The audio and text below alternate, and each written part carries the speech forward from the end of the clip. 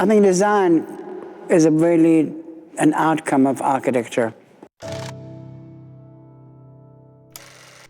Maybe 20 years ago, realized that, at the time, we had questions all typologies, and one typology was to deal with very large buildings, or the idea of the podium, as in modernism, podium and a slab.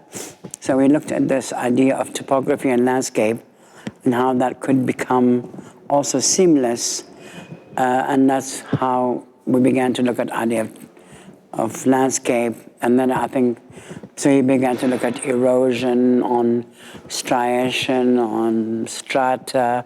So I think that began to look at all these kind of, living life, whether it's sea life or quarrying or whatever. So I think that but it's not really a literal translation of natural forms. It's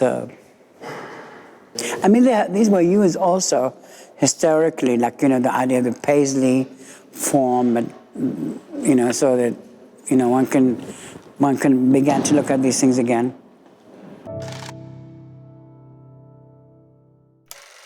Well, I think the hotel should give you, apart from comfort, a different experience than the one you have in your house.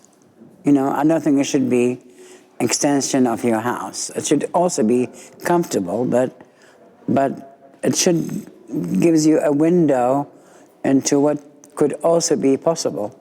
Could be kind of like a cave, but I think also like a melted ice or whatever. So within this idea, and especially now, you can have materiality where you can have something completely continuous and with no lines. And I just think it's rather nice to flow, especially in a very confined space. You find there's too many like cupboards, which then you have to have a door opening and whatnot. It's much nicer to have a feeling of spaciousness. The whole idea was to kind of really make one feel have a bigger space than you have. Well, I think because it was using the kind of this whole idea of using kind of it's seamless, so it's a continuous surface between the bathroom and the cupboard and the bedroom. I actually think it's rather nice. There's no demarcating line between these things, so it's kind of. And I like the black room. I know you can't see anything, but it's rather very nice sometimes people want to be in a different environment or experience something different, whether dark or light or.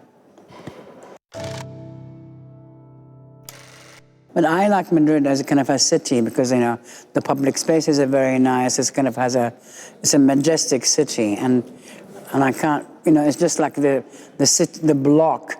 The city block is kind of rather large, so, it has this kind of grand quality. It's a very airy, spacious place. I like Madrid as there's some great museums here.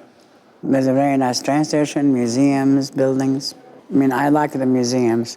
I like all the museums here, the Prado, the Reina Sofia, There's also, there's great, great art, incredible stuff.